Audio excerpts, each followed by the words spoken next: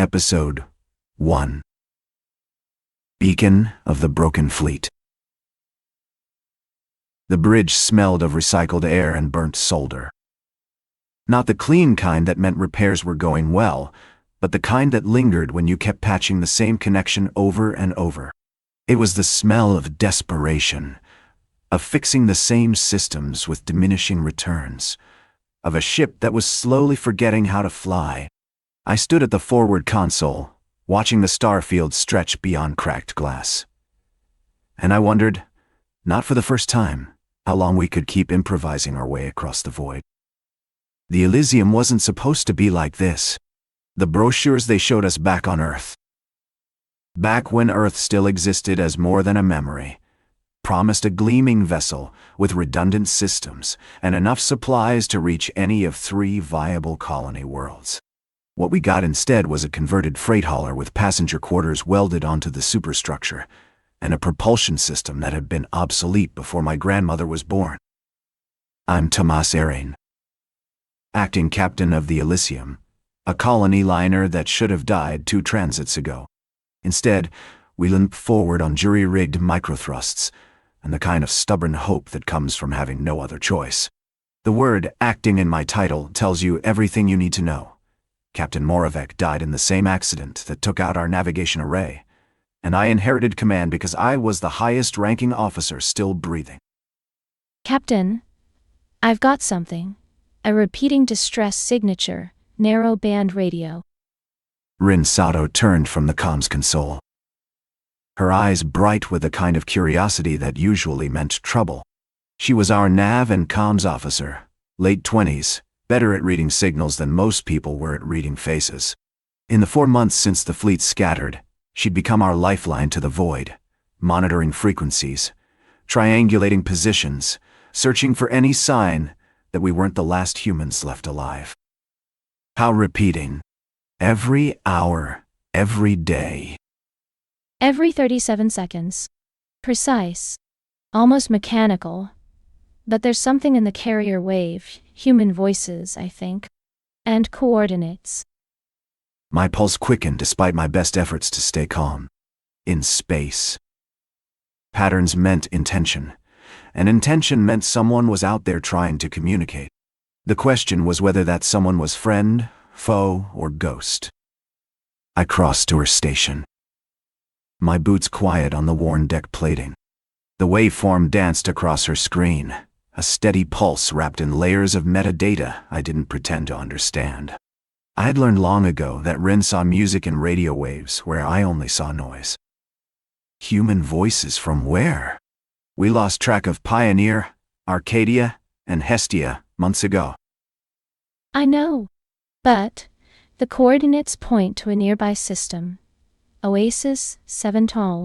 It's barely on our long-range charts, but the signal strength suggests it's close, maybe 3 days at current thrust. 3 days. I did the math in my head. Fuel, food, the slow bleed of our life support that Mara kept patching but couldn't truly fix. 3 days might as well be 3 years if we made the wrong choice. We'd already burned through half our reserves just keeping the environmental systems running. And every course correction, every emergency burn, every unplanned maneuver brought us closer to the point where physics would make our decisions for us. The Elysium wasn't designed for extended deep space flight.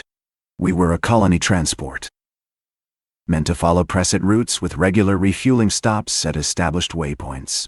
When the fleet scattered during the transit anomaly, those waypoints became as useful as a map to a world that no longer existed. Can you decode the voices? Are they asking for rescue, or is this some kind of automated beacon? Both, maybe. The pattern includes distress codes from our fleet, but the voice signature, it shifts. Sometimes it sounds like a recording, sometimes it sounds live. I need more time to parse it. I nodded slowly, my mind already moving through the implications. A distress beacon meant survivors. Survivors meant hope. But hope had a cost, and on the Elysium, we counted every gram of fuel, every liter of oxygen. Pull together what you have, and bring it to the Hold Council meeting in 1 hour. If this is real, we'll need to debate it with the factions. Understood. I turned away, already dreading the meeting. The Hold Council was where hope went to fracture into a dozen competing visions of survival. The Hold Council chamber was really just a converted cargo bay. But we'd given it a name to make it feel official. Long tables salvaged from passenger quarters lined the space, and overhead, the hum of ventilation fans provided a rhythm that almost sounded like breathing. Someone had tried to make it look dignified by hanging salvaged banners from the ceiling, but they only served to highlight how far we'd fallen from the orderly society we'd imagined building on a new world. The council itself was an improvised democracy born from necessity, after Captain Moravec died and the original command structure collapsed. We needed a way to make decisions that wouldn't tear the ship apart, so we gathered representatives from each major faction: religious, engineering, medical, scavenger, and we talked until we found compromises that no one liked but everyone could tolerate. I took my seat at the head table and watched them file in it. Reverend Halim with his calm, knowing smile, Moro Quell and his scavenger crew, all sharp edges and suspicious eyes, Dr. Lena Das, who carried the weight of every injury and illness like a personal failure, and Mara Voss, my chief engineer, who looked like she'd rather be elbow-deep in a reactor than sitting in a council meeting. "Thank you for coming. Rin has decoded a distress signal. I'll let her explain."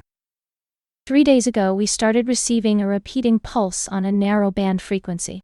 It broadcast coordinates to a world called Oasis 7, along with distress codes from our lost sister ships Pioneer, Arcadia, and Hestia. A murmur rippled through the room. Halim leaned forward, his expression brightening. Quell's eyes narrowed. The signal includes human voices, some recorded, some that might be live transmissions. I can't confirm authenticity yet, but the metadata suggests this isn't just a trap. Someone is calling for help. Halim was the first to speak, his voice smooth and certain. Halim said this was providence, a sign that the colony's faith had been rewarded. He believed the beacon was a gift, a path to the promised landfall they'd been seeking since the fleet scattered. His followers nodded along, their faces lit with the kind of hope that made me nervous, the kind that stopped asking practical questions and started assuming miracles. I'd seen this pattern before, after the transit anomaly. When half the fleet vanished and we were left adrift, Halim's congregation had grown from a small prayer group to nearly a third of the ship's population. People wanted meaning in the chaos, and he gave it to them, a narrative where suffering was a test and salvation was just beyond the next star. "Reverend, I respect your interpretation, but we need to assess the tactical risks. Mara, what's our fuel situation if we divert to Oasis 7? Tight. We can make the 3-day burn, but if we commit to an atmospheric insertion, landing a shuttle on world will exhaust most of our remaining reserves. If the beacon is a dead end, we won't have enough fuel to reach another viable system." Mara didn't sugarcoat numbers, which was one of the things I valued most about her. She understood that in space, optimism without data was just another way to die. Quell cut in, his tone flat and pragmatic. He said that if there were survivors ashore, they might have supplies, tech, or resources worth the risk. But he also said we should send a small crew first, scout the surface, assess the situation, and only commit the Elysium if it was worth it. Moro Quell represented the scavenger faction. People who'd learned to survive by taking what they needed from ships, stations, and wreckage. Before the fleet launch, they'd been salvage crews and independent traders. Now they were the ones who kept us alive by cannibalizing dead systems to repair living ones. They thought in terms of cost and benefit, resources, and leverage. Morality was a luxury we couldn't afford. Dr. Da spoke quietly, but her words carried weight. She reminded us that we had families aboard, children who were already malnourished, and a growing list of injuries from equipment failures. If the beacon offered even a chance of resupply, we had a moral duty to investigate. I listened, weighing each voice, and felt the familiar iron taste of command, the knowledge that whatever I decided, someone would suffer for it. Here's what we'll do. Rin continued decoding the signal. I want to know if those voices are live or recorded. Mara, start prepping the Sparrow shuttle for atmospheric entry. We'll plan for a limited insertion, 1 crew, minimal fuel commitment. If the surface looks viable, we reassess. The Sparrow wasn't designed for planetary landings. We'll need to retrofit heat shielding and recalibrate the descent thrusters. That's at least 2 days of work. Then start now. Quell, I want your scavenger teams on standby to help Mara's crew with salvage, anything we can repurpose for the retrofit. Quell nodded slowly, his expression unreadable. Halim smiled, as if the decision had already confirmed his faith. I didn't tell him that I was less certain than I looked. Engineering Bay 3 was a cathedral of steel and jury-rig desperation. I found Mara 2 levels down, crouched beside the Sparrow's undercarriage, a plasma cutter in one hand and a scowl on her face. The bay smelled of ozone and hot metal, the air thick with the kind of heat that came from pushing equipment past its rated limits. The Sparrow was our only functioning shuttle. We'd lost the other 2 in the transit anomaly, along with most of our small craft. It was a boxy, ungraceful thing, built for cargo runs between ships in stable orbits, not for atmospheric insertions. But it was all we had, which meant it would have to be enough. You here to help or supervise? Supervise. Helping would slow you down. She almost smiled at that. Then went back to cutting. Sparks cascaded across the deck, bright and brief. The Sparrow's frame is solid, but we're adding at least 400 kilos of improvised shielding. That means recalibrating the descent profile and hoping the thrusters can handle the extra mass. What's the failure point? Re-entry heat. If the shielding doesn't hold, the crew inside will cook before they reach the surface. If the thrusters misfire, they'll crater at terminal velocity. I watched her work. Methodical and precise. Mara Voss was the kind of engineer who believed in technical truth. If the numbers worked, the rest was just noise. She'd been chief engineer on a mining platform before signing up for the colony fleet, and she brought that same ruthless pragmatism to keeping the Elysium alive. We'd had this conversation before, in different contexts. How much risk is acceptable? What's the threshold where caution becomes cowardice? Every decision I made balanced on that edge, and every time someone died because of my choices, I added their name to the ledger I carried in my head. How confident are you in the retrofit? 60%. Maybe 70% if Asha finishes her thruster mods. Asha Ndiaye was Mara's right hand. A systems tech with a gift for solving problems no one else saw. I found her at the forward console, elbow deep in a thruster assembly. Asha looked up, grease smudging her cheek, and said she'd been tweaking the ignition sequence to compensate for the added mass. She thought she could get another 8% efficiency, but it would mean running the thrusters hot. Risky, but manageable if the pilot was good. Jax Calder is the best pilot we have. If anyone can handle a hot descent, it's him. Mara grunted, which I took as agreement. She stood, wiping her hands on a rag, and fixed me with a steady look. You're betting lives on this, Thomas. If the beacon is a trap, or if the surface is hostile, we lose the shuttle and everyone aboard. I know. But if we don't try, we're just delaying the inevitable. Fuel will run out, systems will fail, and the Elysium will become a tomb. She didn't argue, but I saw the doubt in her eyes, the same doubt I carried every time I made a decision that might kill someone. The weight of command wasn't the responsibility itself. It was knowing that responsibility would eventually demand a sacrifice, and you'd be the one choosing who paid. 2 days later, Mara called me back to Engineering Bay 3. The Sparrow sat on the launch cradle, its hull wrapped in layers of improvised ceramic plating that made it look more like a patchwork quilt than a spacecraft. The shielding was cobbled together from heat tiles salvaged from damaged hull sections, bound with adhesive compounds that Asha had synthesized from the chemistry lab's dwindling supply of raw materials. It looked fragile, improvised, desperate, which accurately reflected our situation. We're ready for a systems test. Jax will take her up to low orbit and run a simulated re-entry profile. No actual atmospheric insertion, just a burn to confirm the thrusters and shielding can handle the stress. What's the risk? If the thrusters fail, Jax will be stranded in orbit. If the shielding cracks, we'll see it on telemetry before he commits to re-entry. Either way, we'll know if the retrofit works. I nodded and climbed the gantry to the Sparrow's hatch. Inside, Jack's Calder was already strapped into the pilot's seat, running through his pre-flight checklist. He was younger than most of the crew, maybe 26, cocky in the way that only good pilots could afford to be.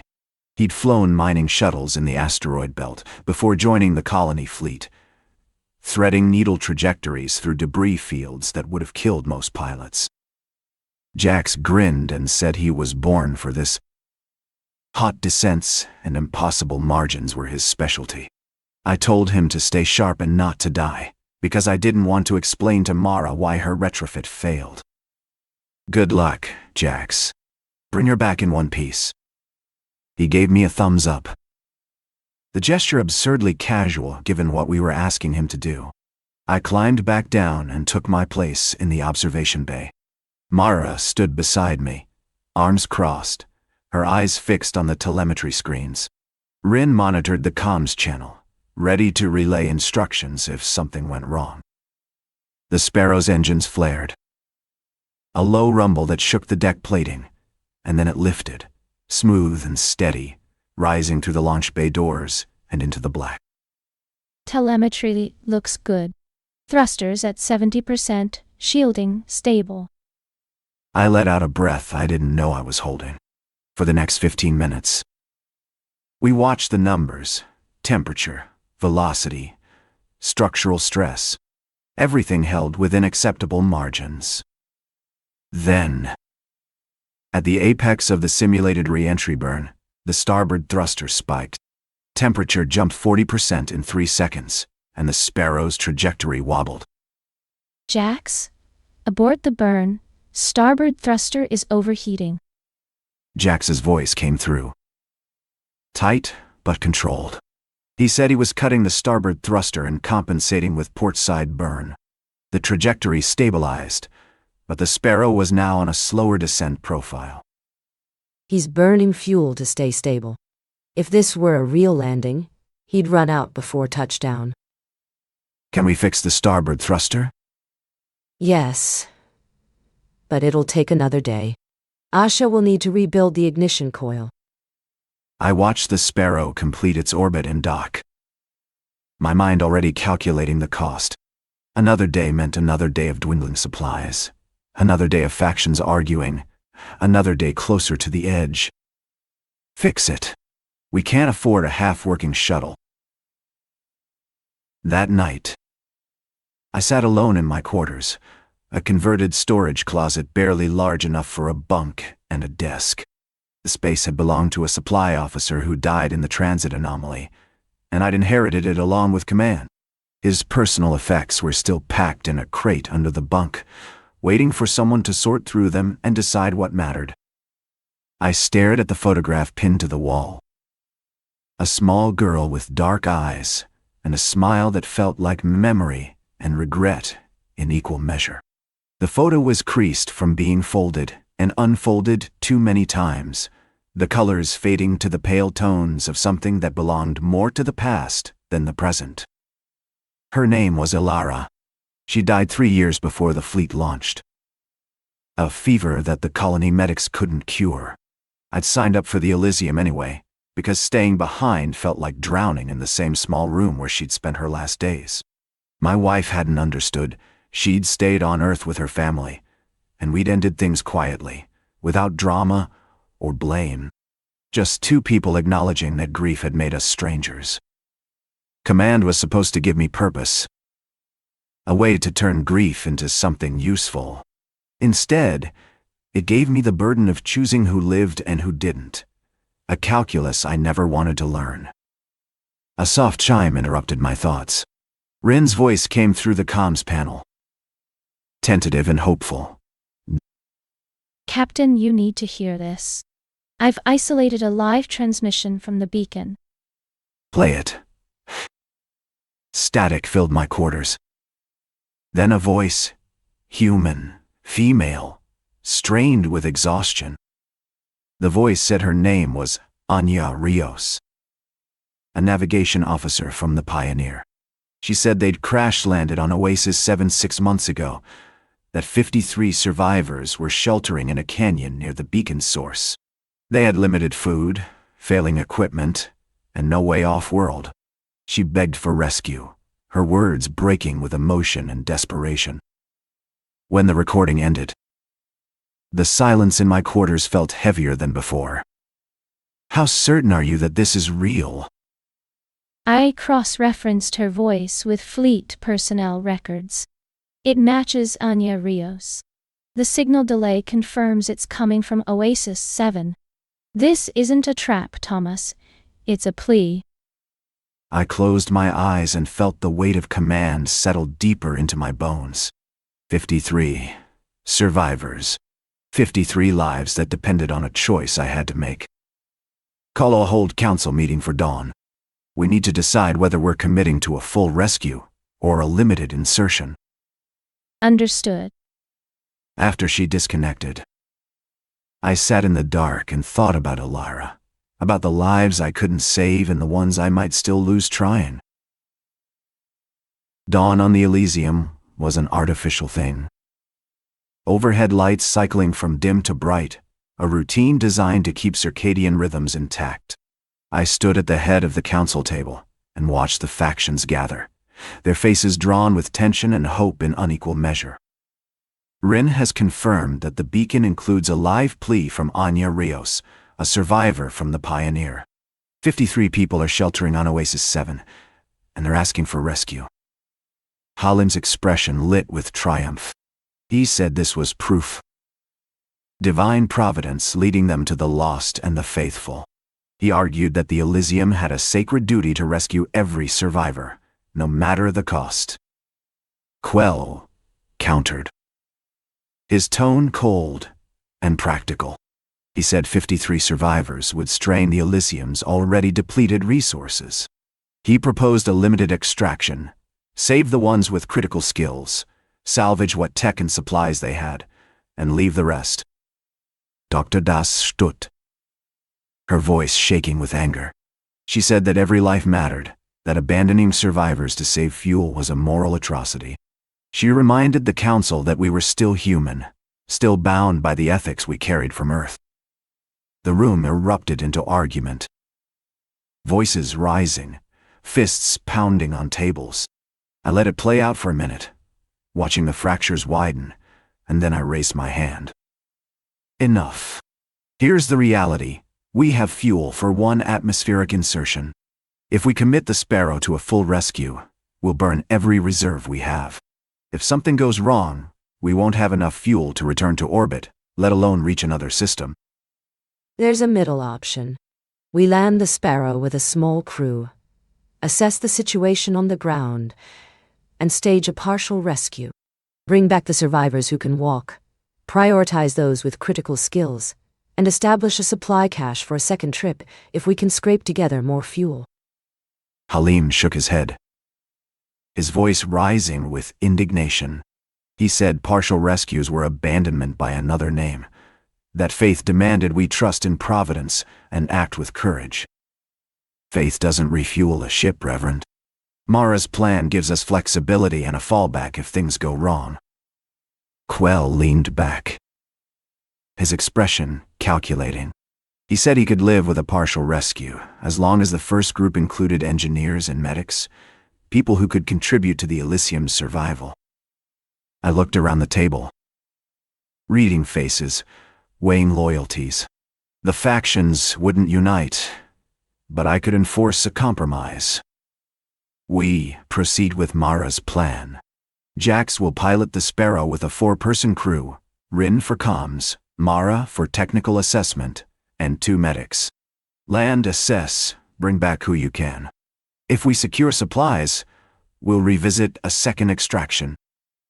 Halim stood abruptly. His face flushed. He said this decision would haunt me, that history would judge the Elysium for its cowardice.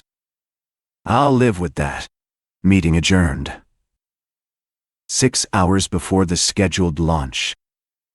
The alarm screamed through engineering bay. 3.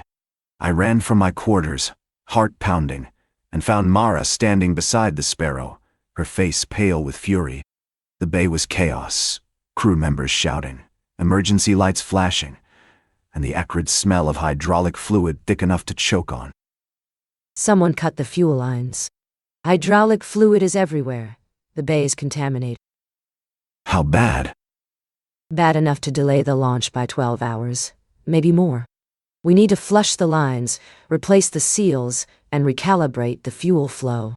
And we need to find whoever did this before they try again. I turned to the gathered crew, scanning faces, looking for guilt or satisfaction. Most looked shocked. A few looked away. Rin, pull security logs for the last 6 hours. I want to know everyone who entered this bay. On it. 30 minutes later, Rin found the culprit. A scavenger named Corin Vey, part of Quell's faction. He'd accessed the bay during a shift change and spent 15 minutes near the Sparrow's fuel manifold. I found Corin in the hold, surrounded by Quell's crew. He didn't resist when I ordered him confined to quarters, but his expression was defiant. He was young, maybe 19, with the kind of hard-edged certainty that came from growing up in the belt, where hesitation meant death. Corin said the rescue was a waste, that the Elysium should focus on its own survival, not on saving ghosts from a dead ship. He said he did what he had to do, and he'd do it again if given the chance. His voice didn't waver, and I realized he genuinely believed he was protecting the ship. You'll stay confined until after the launch. If you try to leave, you'll be restrained. Quell stepped forward, his tone measured but cold. He said Corin acted alone, that the scavenger faction didn't endorse sabotage. But he also said the boy wasn't wrong. The rescue was a gamble, and gambles killed people. He didn't apologize, and I didn't expect him to. In Quell's world, loyalty was conditional, and survival was the only absolute. Noted. Now, get out of my way so my crew can repair what your man broke. 12 hours later, the Sparrow sat on the launch cradle, repaired and refueled. I stood in the observation bay with Dr. Das and Halim, watching the crew board.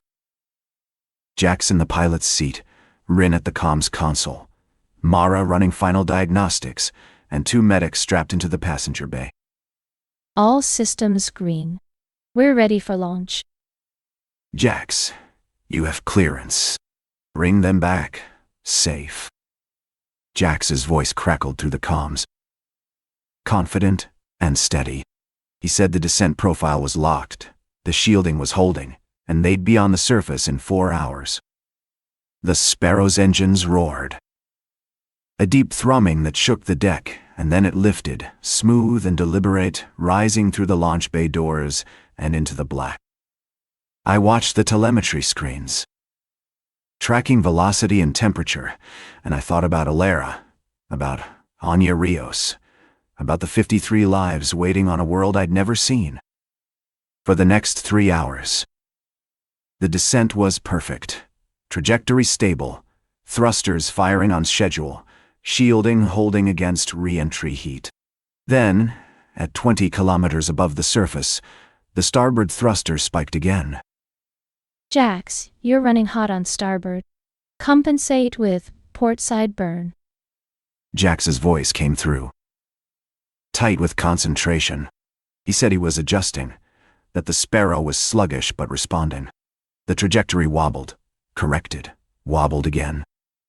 We're burning fuel faster than planned. If we don't stabilize, we won't have enough for the return ascent. Jax, what's your call? Jax said he could bring them down. But it would be rough. He asked for permission to execute a hard descent, steeper angle, faster velocity, and a punishing final burn that would drain the reserves, but get them on the ground intact. Do it. Rin, keep the channel open. The next 5 minutes felt like hours. The telemetry screens showed velocity climbing, temperature spiking, and fuel reserves dropping. Then, at 500 meters, the thrusters roared one last time, and the Sparrow touched down. We're on the surface. Hull integrity intact. Crew is safe. I let out a breath and closed my eyes. The first gamble had paid off. Now we'd see if the survivors were worth the cost. Rin's voice came through the comms 6 hours later. Transmitted from the surface with a faint delay that made every word feel fragile. I'd been standing in the observation bay for most of those 6 hours, watching the telemetry and trying not to imagine all the ways the mission could fail. Captain, we've made contact with the survivors. Anya Rios is here along with 41 others. The rest didn't make it through the winter. What's their condition? Malnourished, exhausted, but mobile. Mara is assessing their salvage tech. There's a fuel cache, some medical supplies, and a functioning beacon relay. We can bring back the survivors and enough supplies to justify a second trip. Relief and dread mixed in my chest.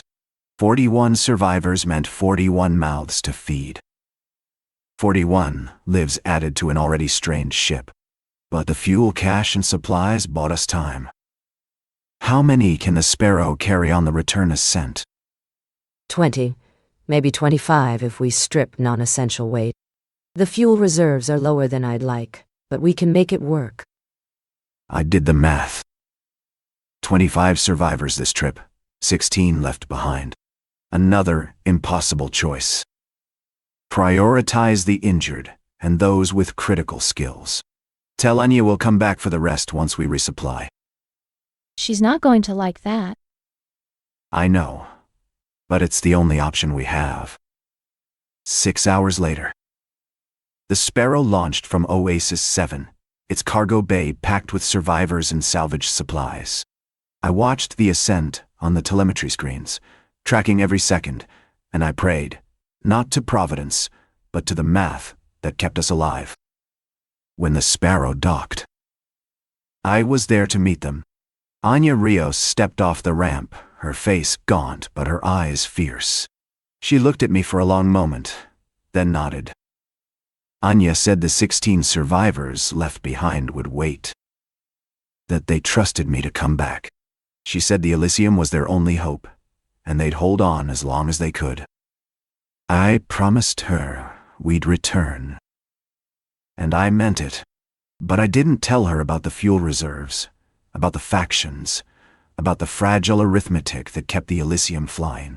Some truths were too heavy to share with people who had no choice but to hope. That night, I gathered the Hold Council one last time. The rescued survivors were being processed through medical. The salvage supplies were being distributed, and the Elysium was, for the first time in months, marginally better off than before. It wasn't victory, not really. But it was progress, and progress felt like enough. We brought back 25 survivors and enough fuel for a second extraction. Mara estimates we can return to Oasis 7 in 2 weeks, once we've recalibrated the Sparrow and secured additional supplies. Halim looked satisfied but wary. He said the Elysium had done the right thing, but warned that abandoning the remaining survivors would fracture the fragile unity we'd built. Quell leaned back, his expression unreadable. He said the rescue had cost us, but the fuel cache made it worthwhile. He proposed using the next 2 weeks to consolidate power and ensure no more sabotage. Dr. Das stood, her voice steady and grateful. She thanked the crew for their courage and reminded the council that the 16 survivors left behind were counting on us. She said we couldn't afford to fail them. We won't, but the second extraction will be harder. We'll have fewer resources and more risk. I need everyone's cooperation to make it work. The council murmured agreement. And for the first time in weeks, I felt the faintest stirring of hope. Not the desperate, grasping hope that Harlem preached, but the quiet, practical hope that came from solving one problem at a time and trusting that the sum of small victories might add up to survival. Later, I stood alone on the bridge, staring at the starfield beyond the cracked glass. The stars looked the same as they always did, distant, cold, indifferent to our struggles. But somewhere among them was a trajectory that led to safety, and it was my job to find it. Rin joined me, her expression thoughtful. Do you think we'll make it, Captain? All of us? I don't know, but we're still flying, and that's more than I expected 6 months ago. She nodded and returned to her console. I stayed at the window, watching the stars, and I thought about Alara, about Anya Rios, about the 16 survivors waiting on a world I'd promised to return to. I thought about the choices I'd made and the ones still ahead. Command was a burden, but it was also a choice, the choice to keep moving forward, to gamble on hope even when the odds were against us. The Elysium was a patchwork ship held together by improvisation and stubborn will, but it was ours. We'd kept it flying through disasters that should have killed us all, and we'd keep it flying as long as physics and determination allowed. The beacon had given us a chance, but chances were just the beginning. We'd need to extract the remaining survivors, navigate faction politics, and somehow find enough fuel and supplies to reach a viable colony world. The path ahead was uncertain, dangerous, and filled with choices that would demand sacrifices I couldn't yet predict. But, for tonight, we'd won a small victory. 25 survivors were safe, supplies were secured, and the Elysium was still breathing. Tomorrow would bring new problems, new choices, new costs. But that was tomorrow. And as long as we kept flying, there was a chance, a small, fragile chance, that we'd find a home worth the cost.